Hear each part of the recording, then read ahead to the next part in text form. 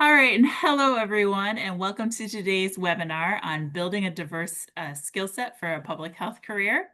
Our presenters today are Martina Michael and Vivian Tat. Just a few housekeeping things before I turn it over to Vivian. If you would like to interact with your fellow attendees, you can interact in the chat, so feel free to say hello, say where you're from. We're excited to see everyone here today. Um, then also, if you have any questions for our presenters, please use the Q&A section to add those questions. It's very helpful if you use that feature for questions so I don't make sure I don't miss anything and our presenters can answer those at the end of their presentation. So with that, I will turn it over to Vivian to begin. Thank you, Ashley. And hello, everyone. I am Vivian Tat, and I'm really excited to be here. I'm sorry. Next slide, please.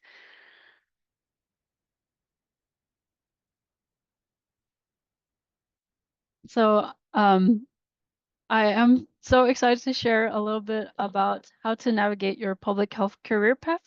Thank you to Delta Omega and also to Martina for inviting me to share a little bit about my journey. And today, the views that are expressed are my own. They don't represent any positions or opinions of any organizations. I have no financial disclosures. And to start, this is a picture of me and my brother at my Delta Omega induction ceremony. And we are at the beautiful campus of the University of Texas Medical Branch at Galveston, Texas. And the reason why I also have this picture of me and my brother is because my brother has been so instrumental in my public health career path as well. And so he's kind of one of the people who I know that made me a better public health practitioner. And so next slide. So my public health journey began when I was born, but like officially, in terms of when did I know the words public health?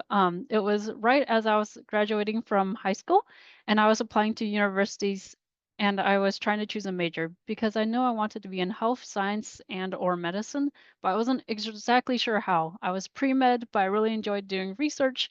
And so when I was just looking at the list of majors that were available at universities, I saw the words public health and I said, that sounds interesting. I Googled it. It seems like I could get a career after I finished my degree. So I said, why not? And I applied. So I ended up joining the University of Texas at Austin, or UT Austin, home of the Longhorns, so Hook'em Horns. And there I began learning what was public health, but also I was taking the introductory courses, so I was still really getting my feet wet in the university setting. So my first really formal experience in public health was at the University of Texas Medical Branch, or UTMB, where I was a Center for Interdisciplinary Research in Women's Health public health intern. And so I was the only undergraduate intern alongside two master's students, and I was a part of two projects during that time. And so as I go through each part of my journey, I think there's a lot of different skills and knowledge that I learned from each part. And so I hope to share a little bit about what public health lessons I've learned from each experience. So at the Center for Interdisciplinary Research in Women's Health, I learned how to give out surveys. I learned how to perform interviews as well. And I also was able to work in the field. So I got to meet community members and learn how to connect and talk with them.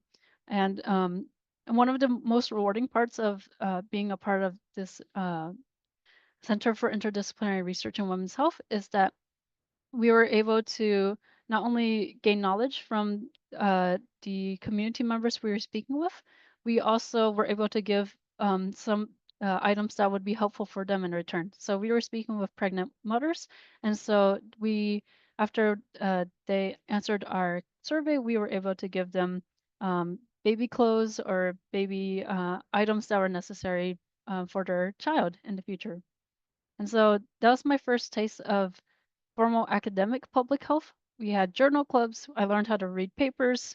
I realized this is a really important skill later on throughout my journey as well. And so I returned to UT Austin feeling very invigorated about choosing public health. And so I continued through classes and organizations such as Texas Public Health, where I met other students who were very passionate about the field as well. And we remain friends and talk about public health to this day. And then I also inadvertently learned about public health in other, um, excuse me, settings. So I was in the polymath honors program, and there we had to create our own evidence and inquiry certificate. So I ended up choosing to learn more about the opioid crisis, which was occurring, especially during that time. And so that actually kind of helped, not on purpose, it was a coincidence, but it also helped lead me into my public health research at Sendero Health Plans Incorporated. And so Sendero Health Plans Incorporated is a nonprofit health maintenance organization. And there I was performing descriptive statistics on those who were inpatients and had an opioid diagnosis in our claims data. And so this was a bit more of the epi side that I got to work with claims data. I got to learn how to use Excel more proficiently. And it was just a very, very unique experience to wrap up my undergraduate career at UT Austin. And so I gained my Bachelor of Science in Public Health with distinction in research. And so right after that, I there was a bit of a decision. I know I was going to grad school. The question was how and for what. So I got accepted to a 4+1, in which you could get 4 years of a bachelor, 1 year of a master's in public health. I also got accepted into MPH programs. But in the end, I ended up deciding to go for my PhD in experimental pathology.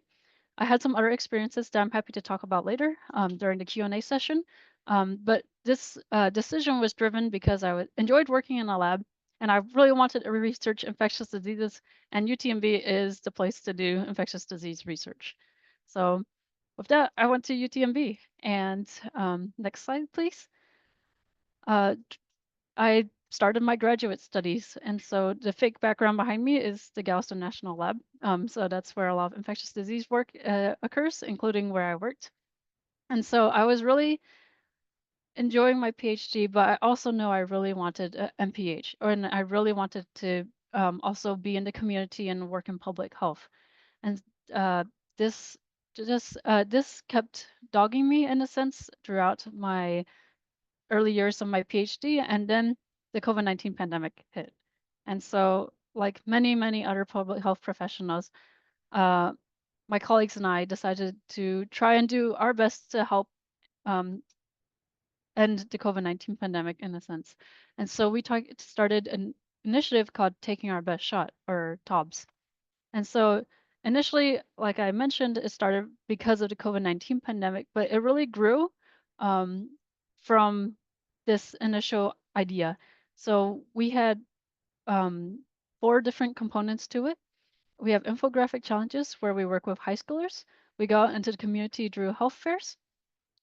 We also have Taking Our Best Shot health conversations, where we give health seminars at libraries, at community centers, and not only do the members of our community learn more about health topics and share their experiences in the medical system, students and also health professionals are able to present and share their expertise in various fields ranging from heart health to mental health. And then our last component of Taking Our Best Shot is Taking Our Best Shot at STEAM Paths, where we share our stories of how we got into health, medicine, and science as well. And so this really fulfilled my need and my desire to give back to my community and really reach out and connect with people who lived here in order to better my science as well. So that would be my more health promotion and education side. My MPH, however, I also really enjoy working with data and looking at data and trying to make sense of data in order to find trends and answer questions. And so I had the opportunity to do so during my MPH. And so um, during the MPH, we had to have our writing experience. And so mine's was actually this publication on evaluating type 1 interferon treatment and hospitalized COVID-19 patients. So I got to merge both health promotion and epi during my MPH. And so I graduated in 2024 with my PhD in experimental pathology and my MPH in epidemiology. And of course, this could not be possible by myself. So this is a picture of my family alongside my mentors as well. And so after that, I was like, what's next? I defended my PhD. I graduated from my MPH. Was I going to go into academia, industry, government, or just something completely different? And this is where I think I got really fortunate. And so in my postdoc edition, um, next slide, please. So in the current stage where I'm at, I actually wear a few different hats. So um, during my time at Taking Our Best Shot, I was a fellow for the Albert Schweitzer Fellowship of Houston Galveston. And what this means is that I got to learn about more deeply about public health. And then I also had the opportunity to continue serving my community um, through Taking Our Best Shot. And at the end of that fellowship year, I was asked to join as a public health mentor and help mentor other fellows as well. And so I've had the opportunity to do so this year, and it's been a really fantastic experience. Again, I get to help shape projects, and now I'm a fellow for life as well. So I also get to focus in on one project. In addition, I continue taking our best shot. I continue co-leading it with my brother and also an incredible team. So this is one of our, these are two of our presenters and also team members who had given a presentation at our community center just this past spring. And then as a postdoctoral fellow, I now work in bioaerosol surveillance. So we have the opportunity to work with public health laboratories. And eventually, we plan to incorporate health outcomes into our research. And we are having a website as well. A preview is below. And so now I'm still being asked, what's next? Am I going to go into academia, such as research, teaching, or doing both? Am I going to go into industry or government maybe? And then also the Albert Schweitzer Fellowship at Houston Galveston is a nonprofit, so I got introduced into the nonprofit world. Or I might do something completely different. So it's going to be something that we will all learn together. And so some initial thoughts is just to step outside your comfort zone. For example, when I was graduating from my undergrad and entering my PhD, it was incredibly different because it was a lot of biochemistry, molecular biology, and genetics, a lot of concepts that I had to review and relearn. But I think it makes me a more well-rounded person. In addition, just knowing the right people for you, like shout out to my amazing family, friends like Martina, mentors, colleagues, supporters, and more. They all make the road and the journey much smoother and much more fun. Um, in addition, being passionate about what you're doing for fun, potentially. So taking our best shot again was really actually a passion project when it first started. And then we're so fortunate to have so many supporters and people who had amazing ideas on how we could even better connect with our community. And so we kept exploring and building upon these opportunities. We would sometimes code email people, and then sometimes we were connected to people by other people we know. And so um, overall, here are now some suggestions for conferences and seminars. Firstly, I would suggest reading your announcements and emails because there's so much information there. I've found several conferences and seminars because of that. Posters and talks are also a great way of practicing your presentation skills, and presenting locally, virtually, or anywhere is really, really, I think, just an amazing way of spreading your research. So examples such as tomorrow within my institution, we have a research day, so I'll be presenting at that. At the state level, I live in Texas, so these are two examples of conferences there. And then internationally, there's even opportunities to present. So the Taking Our Best Shot team is actually going to present at the Science Summit, which will be hosted alongside the UNGA 80 as well. And then some resources I would like to share. These are just a few. Includes the Global Burden of Disease Study, which is amazing for those who are interested in epi and biostats. Um, one of the grants we received for taking our best shot is the Research America Civic Engagement Microgrant Initiative. It helped us perform taking our best shot at health seminars. Fellowships, I mentioned the Albert Schweitzer Fellowship. It's also of Houston Galveston. There are several chapters across the country if you're interested as well. Journals that you could publish in include the Journal of Science, Policy, and Governance if you're interested more on the policy side of public health. And then in terms of jobs, career centers, if you're at an undergrad, if your graduate institution has one, or if your teachers, professors, and mentors are willing to share their time and expertise and reviewing your CV or resume, that's awesome. And then job boards as well are important. And so some platforms include Handshake, Indeed, the Association for Women in Science, and others as well. And so just to wrap things up, I really strongly believe in interdisciplinary collaborations because each of us brings our strengths and perspectives to improve the health of the public. And so with that, and related to that, I really highly encourage us to speak up for yourself because you bring a lot of skills to the table, and speak up for public health because, as we all know, public health saves lives. And so I'm still building my career, but I hope some of these insights are helpful to you as well. I'm really looking forward to the Q&A as well, where I'm happy to answer any more questions. And so with that, thank you so much for your time. Let's chat because I'm also open to new opportunities and meeting new people. That's my email. And then if you want to learn more about taking our best shot, we have Facebook and Instagram. So just scan the QR codes and that'll take you right to it. So thank you. And I'll now turn it over to Martina.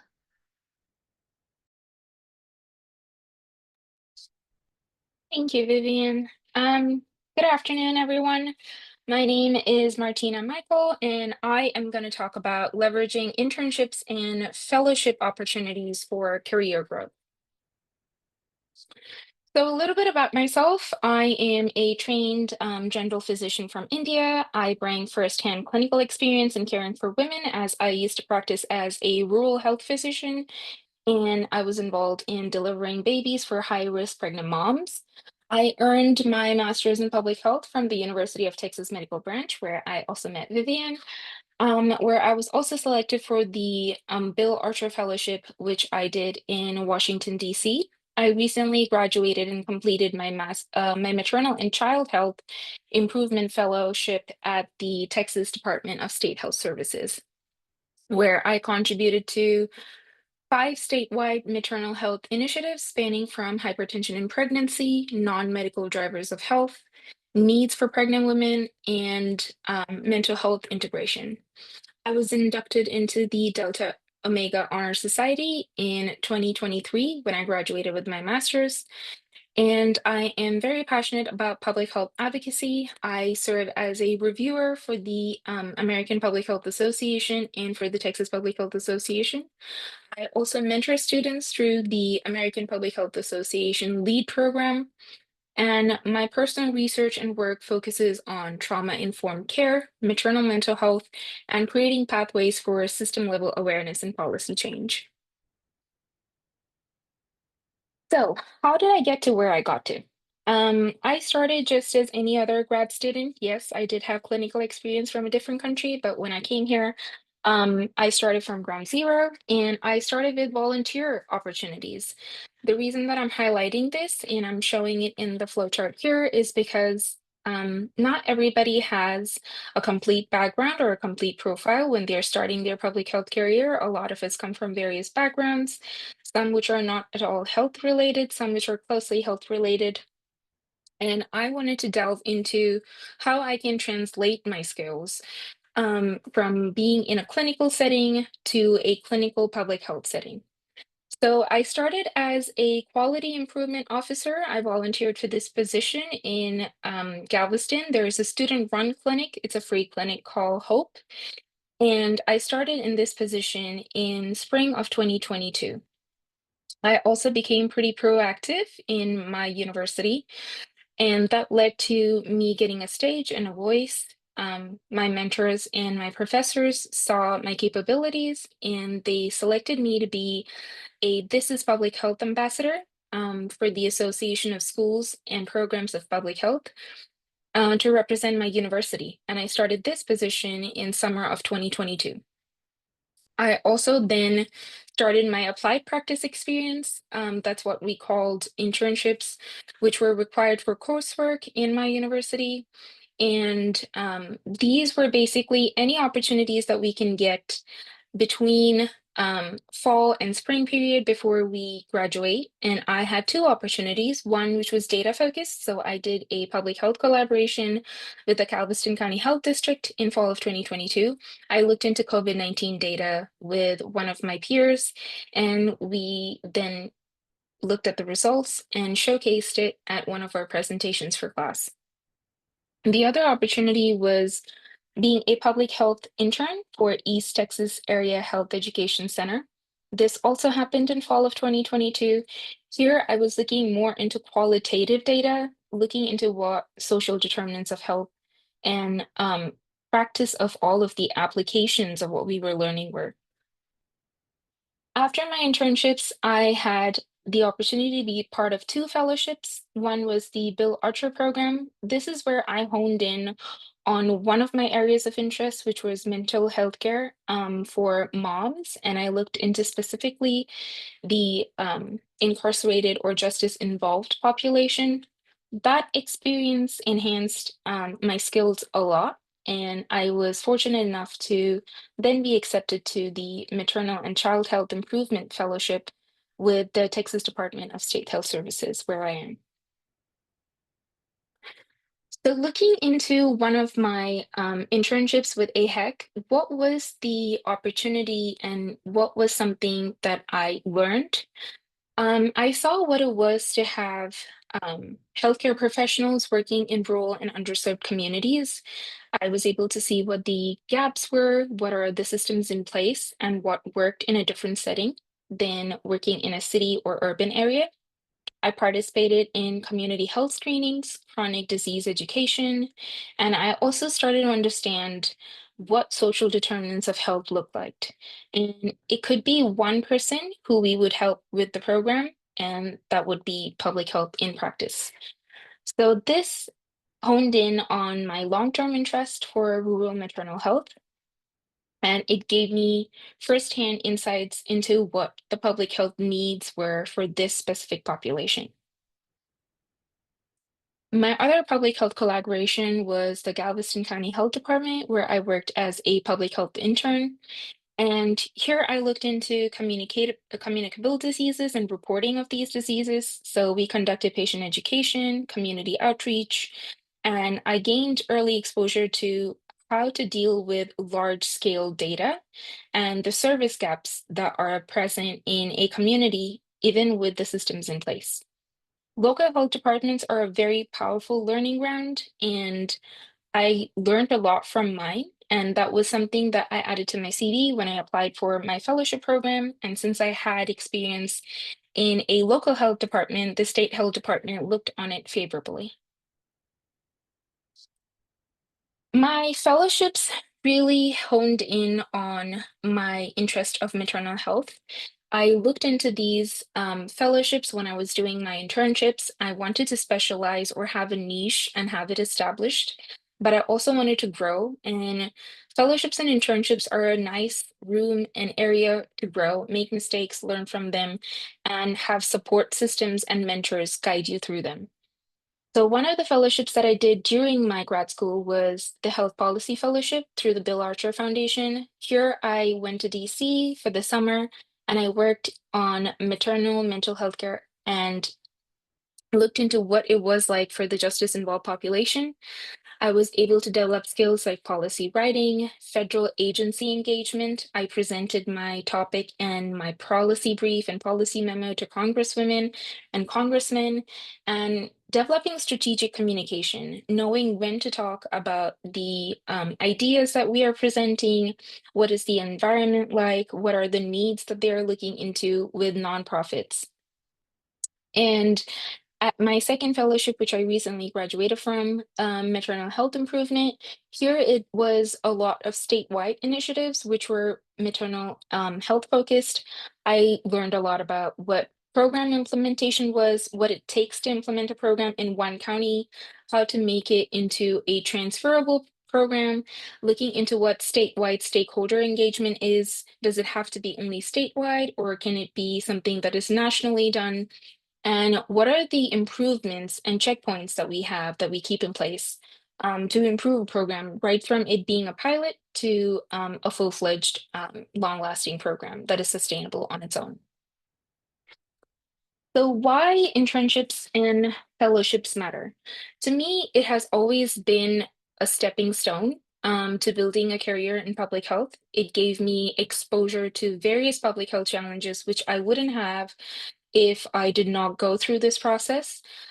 It learned me to deal with setbacks and ask for support from my mentors and my peers. There was a huge opportunity to apply theory that I learned, for example, R programming. I used that to learn how to deal with the COVID-19 data that I was looking at. And then bringing it into practice, what did I learn from this data? What does it mean to have a population that is vaccinated and unvaccinated? What are the obstacles in understanding for people who do not want to have a vaccine or who have a difficult conversation because of their previous experiences? And also, these fellowships and internships gave me a platform to build a network.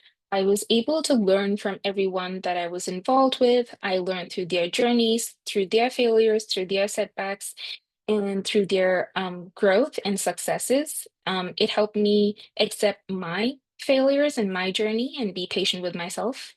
And I was able to develop leadership skills, being patient with the process and learning that sometimes things take time, and when to push and when to move forward, and when to pause and wait for an opportunity to present itself. So, what are some of the soft skills that I learned from my journey that you can take away? Um, we do have a lot of projects that we do during coursework, during grad school or during undergrad. And one of the key takeaways that I learned is clear communication across teams. Group projects are a good way to learn when to say yes to a project, when to say no to a project, know what your capacity is, know when you feel like exploring, and developing kindness and empathy for any setbacks that are presented because the team is lagging behind, either because of schedules. This also lets you learn to be flexible in changing environment, and it lets you learn that you can change. You are adaptable.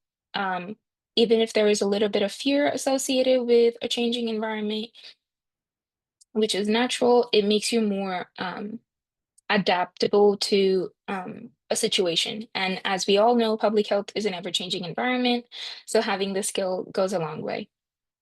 Collaboration with diverse partners. Relationship building is one of the foundations I have learned of public health. So maintaining a relationship with various community stakeholders, help them with problem solving or giving your perspective as an outsider or as an involved person, and also leading to having conversations with them. Storytelling really does drive change. People like to know where you come from in terms of the topic at hand. What is your personal experience? What is your perspective? How does it correlate with theirs? And it helps you connect with them. As we all know, public health is a diverse field, but we also face a lot of challenges because it is multidisciplinary. So being resilient and persistent through all of these really helps you move forward with a little bit of flexibility and makes you malleable. And one of the key um, lessons that I learned through my fellowship was leadership through service. It starts right at the bottom, and if you want to think of it as the bottom, and it moves forward from there. And you're able to learn more the more you serve. Everybody has experiences that you can learn from, and that lets you see that, okay, this is what I have to do for this person to succeed. And through that lens, you become a good leader. Some of the hard skills I've learned, I've highlighted where I have honed in on these skills to show that you don't have to have years of experience for you to develop these skills. For example, program planning and project coordination. I learned it during my volunteer work as well as coursework. Health policy, research, and writing skills for research papers. I learned that during my fellowships. I made a lot of mistakes along the way and I learned from them. So again, fellowships are a really good testing ground for these skills. Survey data design and collection. I also learned this during grad school coursework. Public speaking and professional presentation. Each and every grad school presentation was a public speaking event for me, and I practiced many times as such, and it gave me the expertise to slowly build on what works for me, what doesn't work for me, and I was able to tailor an approach, which is now a very good set of rules that I follow for myself so that I'm able to present at various conferences. I also gained clinical experience in maternal care during my med school and practice. I learned about data system navigation during my internships and volunteer work, and Microsoft Office, Canva, Zoom, Teams, all of these skills I learned through coursework and graduate assistantship. Some of the skills that I continue to develop and I will continue to develop as I grow in my career are data interpretation. I'm really interested in SaaS skills. I'm looking into project management and stakeholder collaboration. There are a lot of nonprofit organizations that are coming up and speaking up about various topics of interest. I'm also presenting at conferences and leading webinars as a way to develop public speaking skills and developing a clear career direction towards maternal health policy and practice. All of these I continue to hone in on, and I've gained a lot of clarity on what my personal mission is, what I would like to give, and how does that make me feel fulfilled. Cultural awareness through interaction with multidisciplinary teams and diverse people, and it has helped me shape my voice in public health. So, what are some resume tips that I can give you based on my experience? One is lead with action verbs. I used to say words which were not verbs. So I would just mention that this is what I did and these were the responsibilities that I had. Now I start saying that I led this project, I developed this survey, I analyzed this data, and I collaborated with this program. Quantify when possible. Even if you feel like the number is really low, use the numbers to show the results. You supported 3 statewide initiatives. You mentored 4 students through APHA. Make sure that you're having a closed loop communication and tailor your resume to the role. Make sure that you take 2 or 3 verbs from the job description that is being posted for a role and make sure that it is in your resume or your CV, the same verbs that were mentioned in the job description so that you highlight all of the skills that are relevant to the position that you are applying to. Keep it clean and focused. Stick to a page or 2 maximum. Use consistent formatting, clear headings, and white space. Show impact, not just tasks. These are tasks that you completed. You were the one who made these changes. So don't just share the list of responsibilities, share what changed because of you, that you were there. So I improved tracking systems for maternal referrals, not just managed data. Some of the key takeaways through my experience is applying broadly.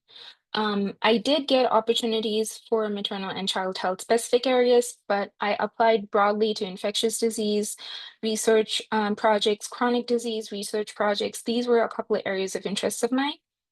And I try to align opportunities to match my passion and my curiosity, something that came a little naturally to me through my interests. I also used the fellowships and internships to test and grow my skills. I was not afraid to fail because I have learned previously in the past through my setbacks a lot more than I would have learned from my successes. And treat every placement as a potential career launchpad. I did not know going into my policy fellowship that I would be able to get into a maternal child health fellowship after that. And I wasn't a person who knew a lot about policy, but I wanted to say yes to an opportunity where I wasn't aware of what the opportunity was completely, but it was a new page and I wanted to learn from it. So treat every placement as a potential career launchpad.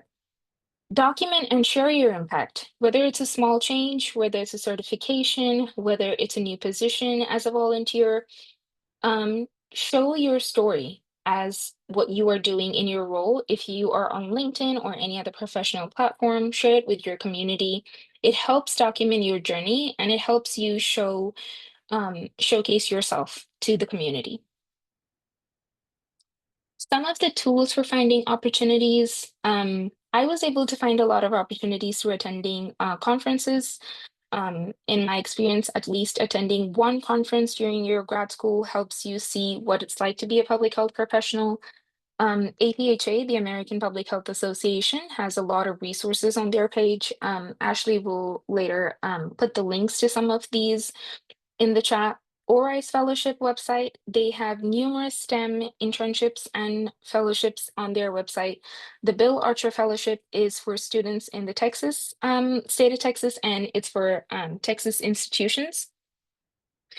I would also look into health department internships throughout the state, whichever state you're in, whether it's national health department internships or local, because they give you an idea about what it is like to work at the government level, what it's like to deal with various changes, what it's like to move through that system. And sign up for job boards. Yeah, sometimes you do get a lot of emails, but it's helpful to read through these and look at their job descriptions because this gives you an idea of what the role is. And it also gives you an idea of, are you interested? Do you think you're a fit for the role? And don't hesitate to apply if it feels like they're asking for 5 to 10 years of experience, or they're asking for 2 to 3 years of experience. Every position, every presentation, research that you do during your coursework for grad school or undergrad is considered experience. So don't be shy to put it on your CV. Lastly, I would like to say be patient with yourself. It looks very nice on paper to go like, oh, I've done all of these internships and all of these fellowships, but it has taken nearly a decade to get through them. I started my med school and general physician practice when I was in India in 2016 and 2019. I did my master's 2021 to 2023, and I focused on maternal mental health based on my previous experience. During my AHIC internship in 2022, I was able to see what it's like for rural maternal health needs. And in 2023, through my policy fellowship, I looked into policy aspect of maternal health. And then through my maternal child health fellowship during the past year, I was able to look into what it's like statewide for maternal and child health. All of these experiences, networking through LinkedIn, sharing my story, beating imposter syndrome and posting about what I have achieved and sharing it with my community, helped me get a couple of these opportunities that I am having right now. I presented at the Texas Society of Public Health Education this past spring on my personal research. I presented at the Maternal and Child Health Conference hosted by Harris County on my personal research again. And later this week, I am a panelist for the impact of incarceration on women, families, and communities, hosted by the Hackett Center for Mental Health webinar series. And it has been a journey. It has been with a lot of setbacks, with a lot of achievements, but persistence and being patient with myself to help me along the way. Some final thoughts. Um, don't just take a seat at the table. Bring your story, bring your abilities and your spark. These are very valuable, more valuable than you would think. Your lived experience and your passion for public health are part of your public health toolkit. Don't be afraid to use them boldly. And it is a journey, but it pays off at the end. Thank you. All right. Well, thank you both so much for all of that very helpful information. So we do have a couple questions in the chat. And if you do have any questions, please make sure to put them in the Q&A area.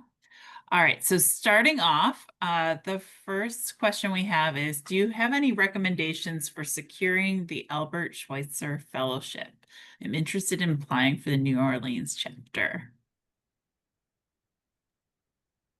Yeah, so one of the parts of the Albert Schweitzer Fellowship that I really appreciate is that they look for people who are passionate about their work. So it's for the Houston Galveston chapter, you have to not only have a written application, there's also a interview as well with current with fellows for life and also public health mentors. And so I think one of the things that really helped us stand out is that we had a very clear plan coming in what we wanted to do. We had a really unique community that we were planning to serve. And we also we were very passionate about our work, and we really showed it through well when we were talking about our project as well. And so I think we also were very willing to learn from the fellowship as well.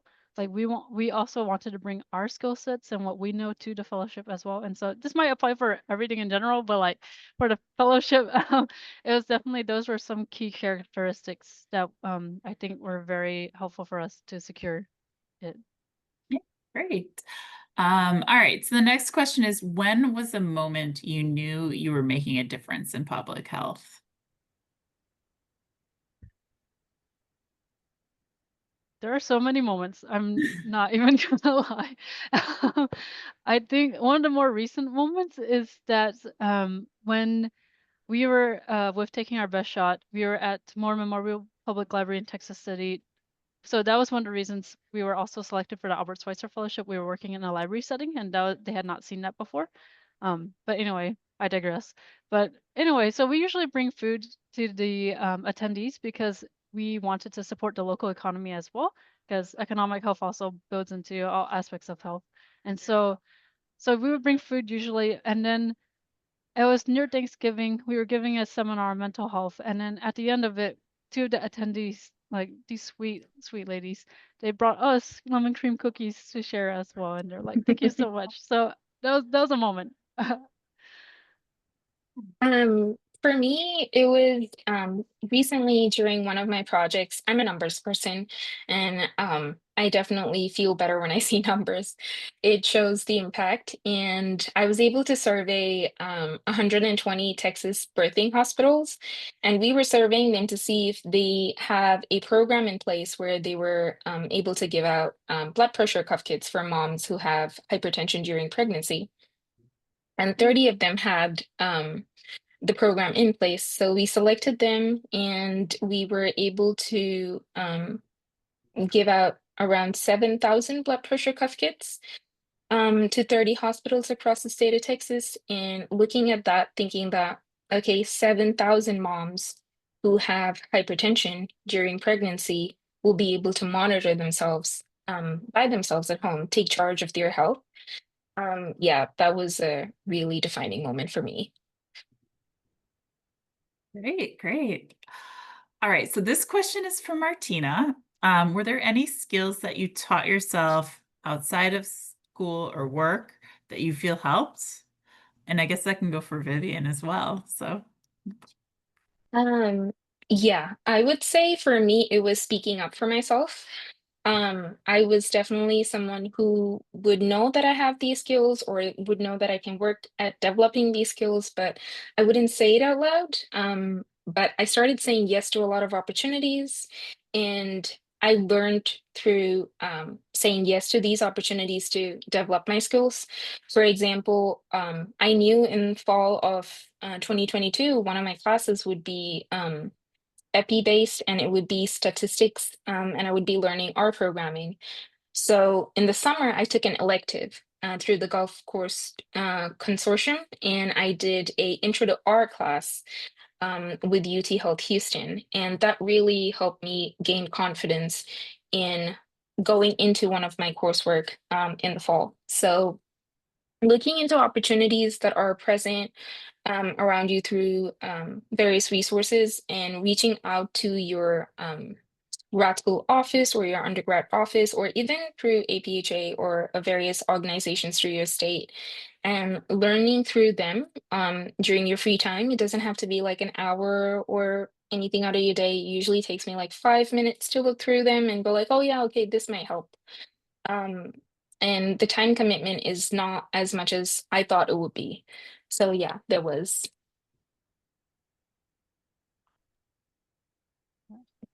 And I guess I'll add, so I mentioned the global burden of disease study. It's like related to the University of Washington. That is completely like that is not part of my academic career. That's not part of my work. That's a for fun thing that I get to learn more about like how learn more about data and how like diseases are affecting populations worldwide, not just the United States. So I think that's a really, really cool resource. They have a lot of trainings. Their work impacts policy as well. So I think that I would highly recommend. Great. Okay, we have a question about fellowships. So the question is, what is the most difficult part about completing your fellowship application? I would say getting started. Because once you start it, it kind of does flow out pretty easily, but getting started. And one of the ways that I would combat this was I would look into it pretty early before the deadlines, and I would tell someone who was not my friend, possibly a mentor or a professor that, oh, I'm interested in applying for this fellowship, and having that as an accountability because I know, they might ask me later about whether I applied for it or not, gave me a little bit of a motivation and a push to apply for them. I would also say typing out whatever I wanted to for a personal statement, using the dictate, not typing out, speaking out, but using dictate option on Word so that I don't feel stuck about what I want to say or keep saying it in my head but not out loud. Help me put it down into paper and apply for positions as well. And making sure I get someone to see it. So getting the help of a friend or a peer mentor to look at my application before I send it in. It helps me feel like, okay, I don't have to do all of the vigilant work. Someone will look at it as well. So if there are any mistakes, they will pick it up as well. Great. I guess next question is, how did you choose your internships and fellowships? Yeah, I guess I can start that one really fast. My internships, they kind of like, in a sense, it was like coincidence, serendipity. I know, for example, like my very first internship with the Center for Interdisciplinary Research in Women's Health, my brother had told me about it, and so for like before I even entered college, and then so the next year he was like, "Oh, you should apply," and I was like, "Okay, cool, I'll apply." And so because he told me that that would be a great way of learning about public health, and that was absolutely true. And then some of them, some of the fellowships, honestly, it was more like me wanting to learn more about different fields. So I had a different fellowship that I didn't mention in undergrad. It was with the Center for Prevention, messed it up, Cancer Prevention Research Institute of Texas, CPRIT, and UT Health School of Public Health as well. And so I wanted to learn more about cancer prevention itself. So I applied for that fellowship. And then the Albert Schweitzer Fellowship, I wanted to continue growing as a public health leader. And so I applied for that. Great. All right, next one. Are there any specific job boards you would suggest people subscribe to?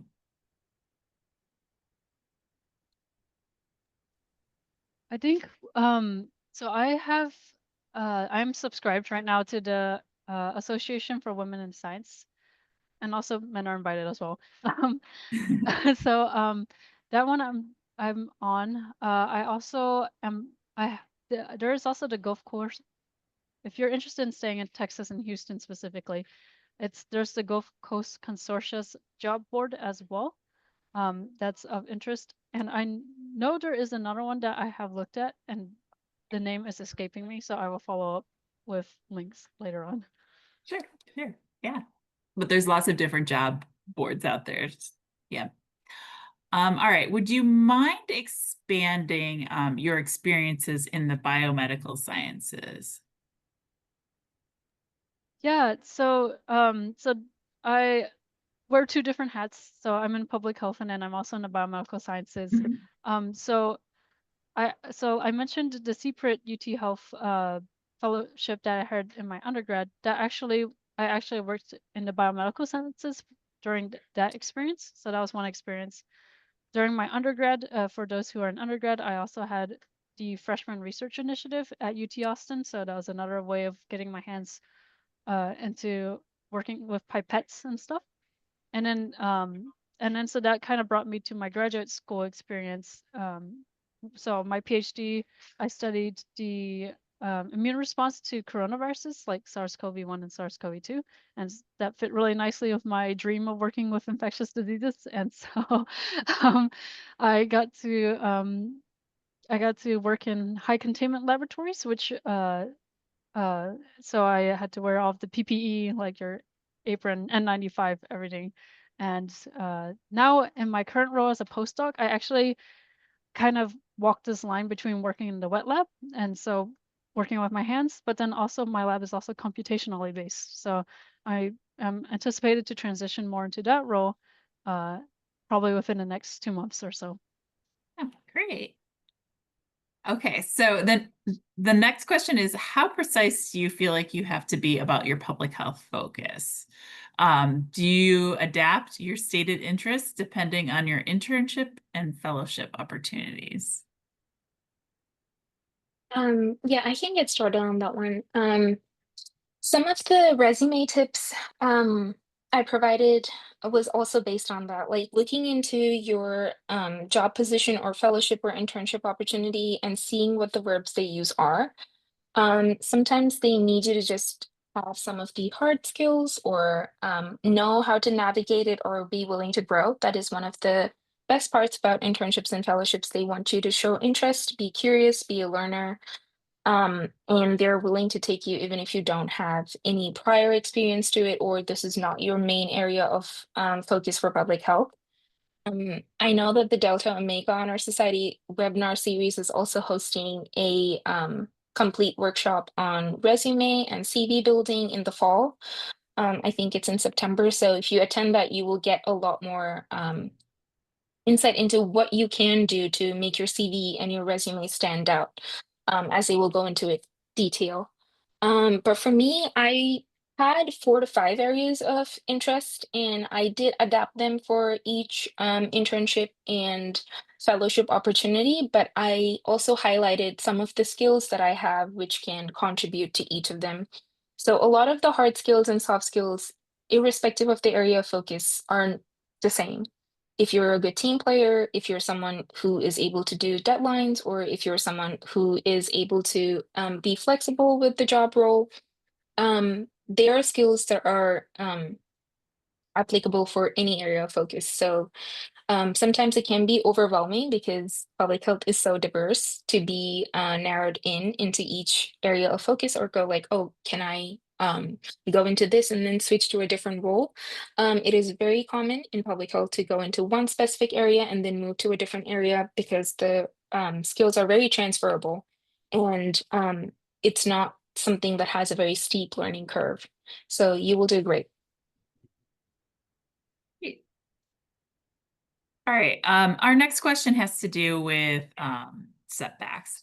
So we have one person who has been impacted by recent budget cuts, and they're wondering about what advice you could give them for stepping stones into their next role, but also how do you feel like setbacks have shaped your own journey?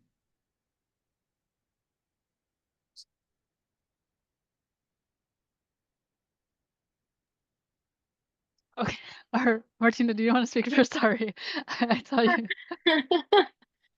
No, so I would say that looking into various opportunities, I know it was very easy for me to get very focused and look at job opportunities as industry or state and government, because that was what I was most exposed to. But with recent budget cuts, I've seen a lot of people repost on LinkedIn, especially about various nonprofit organizations, small scale organization, local government, or locally funded government agencies. For example, your local health department might be funded from the state, and it might be something that's not affected by the budget cuts. And they're also being pretty open about how the funding is for each opportunity when you apply for these jobs. So looking into those positions and also academia, it is pretty understated, and it also is something like a non-looked at place, I would say, for people who go into industry or go into state jobs. But your skills that you develop are very, very, very important and transferable even to academia. You can bring in a very different perspective. Um, and you can also apply what you learned in your previous roles. So looking into academic positions or research positions is also something that I would suggest.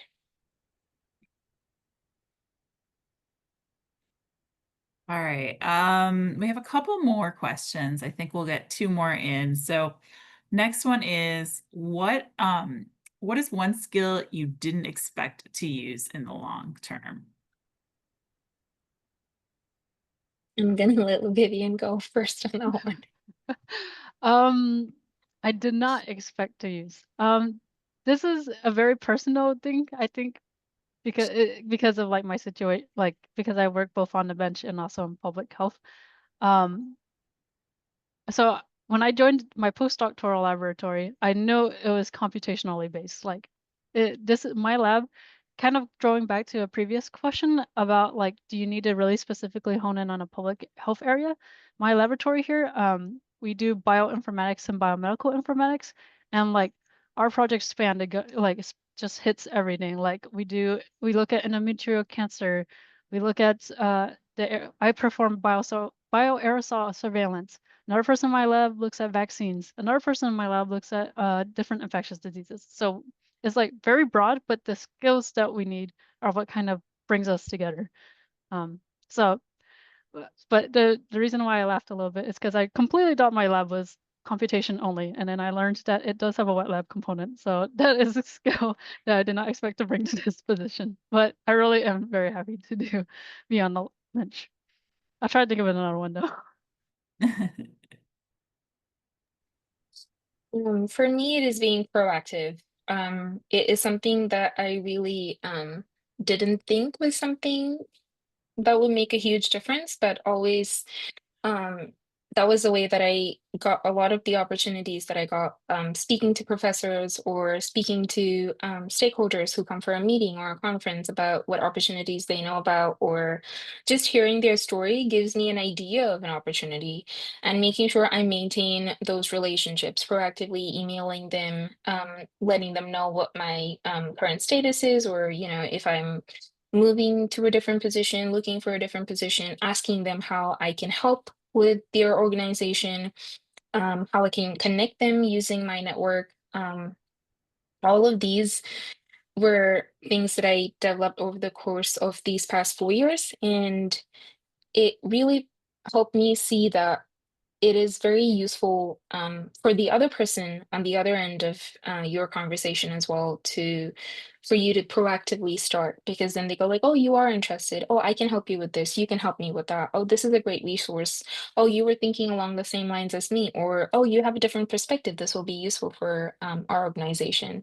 So being proactive is something that I really, really value. Great. So that takes us to the end of our webinar today. I just want to say a very special thank you to Martina and Vivian for sharing all that information with everyone today. We will post a recording tomorrow, so if you're interested, we'll send out a link with that so that you have that available. And we hope to see you next month for our next webinar. Thank you, everyone. Thank you, Ashley. Thank you, everyone. Thank you, Ashley. Thank you, everyone. Have a great day. Bye-bye.